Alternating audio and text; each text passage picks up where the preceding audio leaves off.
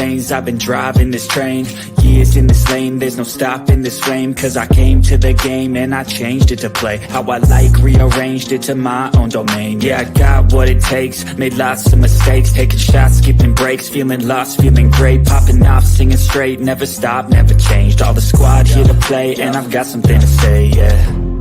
I work hard each and every day, I get lost in the words I say. I don't push pause, no, I push play. I won't stop till I make a change. I withdraw on the things I make. I turn flaws into flawless traits. I build tall, never capped in space. I won't stop till I hear him say, All right, I'm Dr. Mfana Khan. Hope everybody's doing well. And today, I wanted to talk about a video. And I tell you, what is so interesting is that I plan these videos out, and then I'm watching something, I'm reading something, and I just have to make another. I change plans.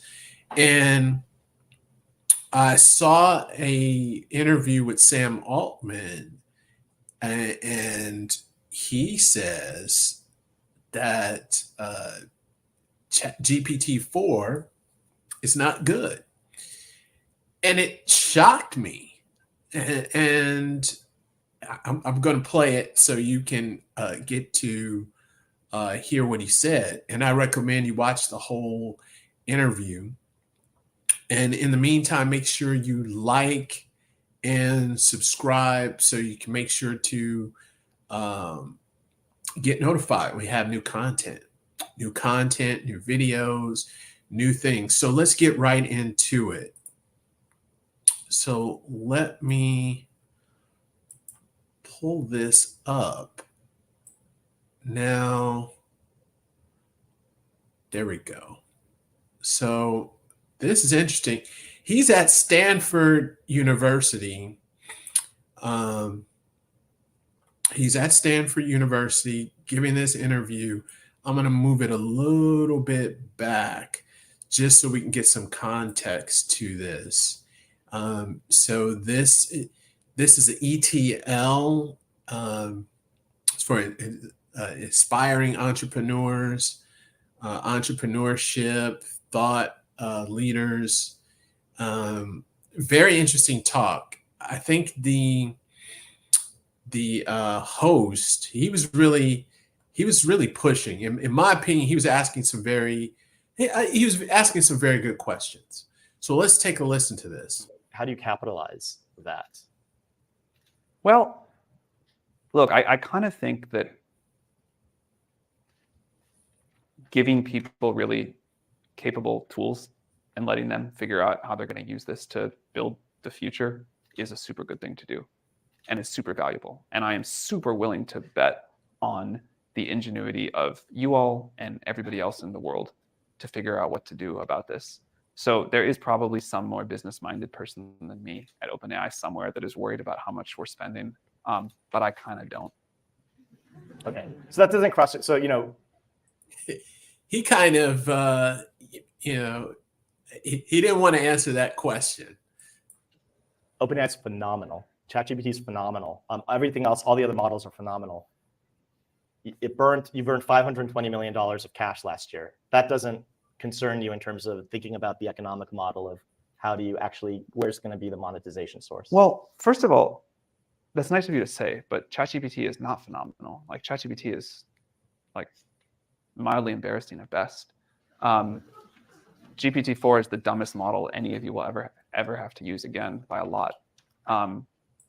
Did you get that? He said GPT-4 is the dumbest model any of you will have to use. I want to play that one more time. Phenomenal. ChatGPT is phenomenal. Everything else, all the other models are phenomenal. You burned $520 million of cash last year. That doesn't. And he's saying, so the professor is interviewing saying GPT-4 is phenomenal. Other models are phenomenal. Concern you in terms of thinking about the economic model of how do you actually, where's going to be the monetization source? Well, first of all, that's nice of you to say, but ChatGPT is not phenomenal. Like ChatGPT is like mildly embarrassing at best. GPT-4 is the dumbest model any of you will ever have to use again by a lot. But it's like important to ship early and often, and we believe in iterative deployment. Like if we go build AGI in a basement, and then the world is like kind of blissfully walking blindfolded along. I don't think that makes us like very good neighbors. So I think it's important, given what we believe is going to happen, to express our view about what we believe is going to happen. But more than that, the way to do it is to put the product in people's hands, and let society co-evolve with the technology. Let society tell us what it collectively and people individually want from the technology, how to productize this in a way that's going to be useful, where the model works really well, where it doesn't work really well. Give our leaders and institutions time to react. Give people time to figure out how to integrate this into their lives, to learn how to use the tool. I'm sure some of you all like cheat on your homework with it, but some of you all probably do like very amazing, wonderful things with it too. And as each generation goes on, I think that will expand. And that means that we ship imperfect products, but we have a very tight feedback loop, and we learn and we get better. And it does kind of suck to ship a product that you're embarrassed about, but it's much better than the alternative. And in this case in particular, where I think we really owe it to society to deploy iteratively, one thing we've learned is that AI and surprise don't go well together. People don't want to be surprised. People want a gradual rollout and the ability to influence these systems. That's how we're going to do it. And there could totally be things in the future that would change where we think iterative deployment isn't such a good strategy. But it does feel like the current best approach that we have. And I think we've gained a lot from doing this. And hopefully the larger world has gained something too. Whether we burn 500 million a year or So I thought this was interesting. And, many people are speculating what this means. So when he was saying this is the dumbest model, GPT-4 is the dumbest model that you'll experience, many people are saying, well, wait a minute. This must mean they've got something that is way, way better. So does this mean that GPT-5 is coming? Don't know. 4.5, don't know. But something better is there. Better than GPT-4. Now, is it amazing or is it AGI? Don't know. I really have to say, don't know. That last interview we talked about last week with Ilya Sutskever, that had me really thinking, listening to this, especially with Sam Altman doubling down on the iterative deployment, meaning piece by piece. They're going to keep upgrading it and improving it. And I'm wondering if is it going to be like our smartphone, where it's just like slight upgrades, or are they going to improve it or move it up maybe 2 notches, even though they can move it up 10, they move it up 2 notches and then we adjust. And then the next year, 2 more notches, and then another 2 notches the next year. So it seems like they may have something, and that may also help them to monetize instead of just throwing everything out there and really shocking, number one, the business systems and everyone with huge leaps. It gives a chance for businesses to build, to put new products in place. And then I think something they were mentioning was that they get feedback. And there was another interview with Brad Lightcap, Chief Operating Officer, and Sam Altman of OpenAI, where they talked about, because of the feedback, that's helped so much to really understand how to use this. At one point, they thought this would just be a product for robots. And then when it's out there, they realize that this is something that can be used across an entire business ecosystem. So you could be someone who works in marketing. You could use ChatGPT-4.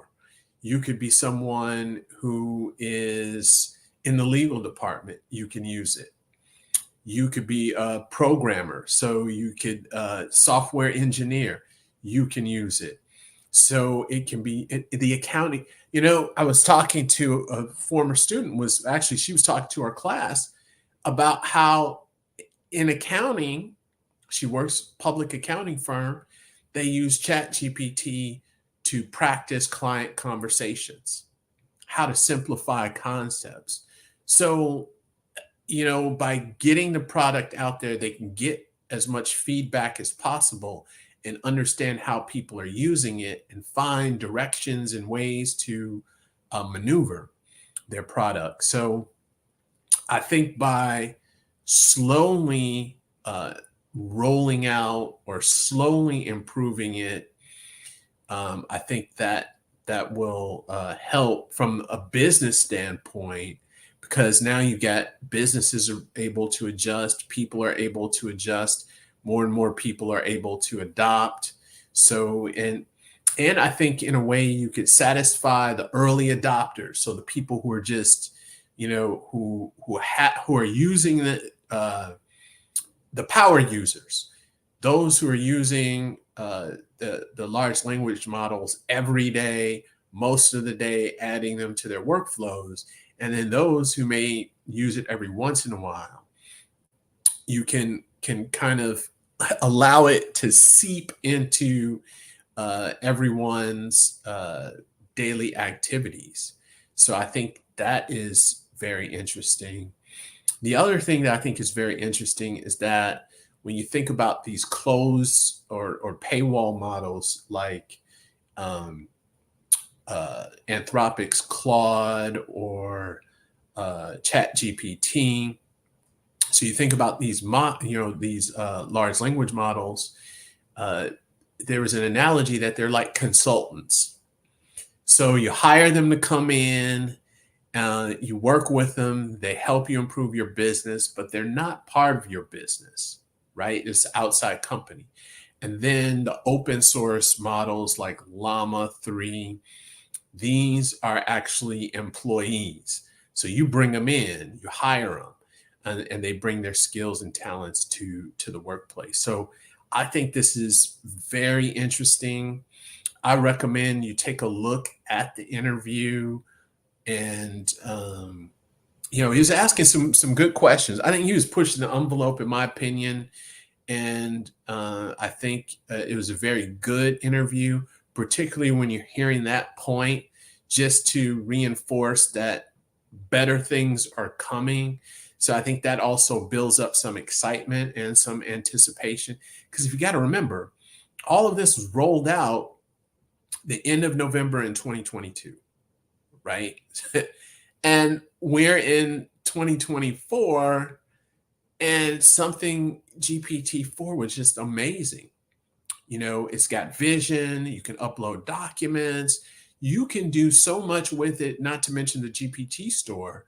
And now we're looking for something else, for something new, something better, something faster. So I think this is just, and I always say this is an amazing time. There's a lot of interesting things going on.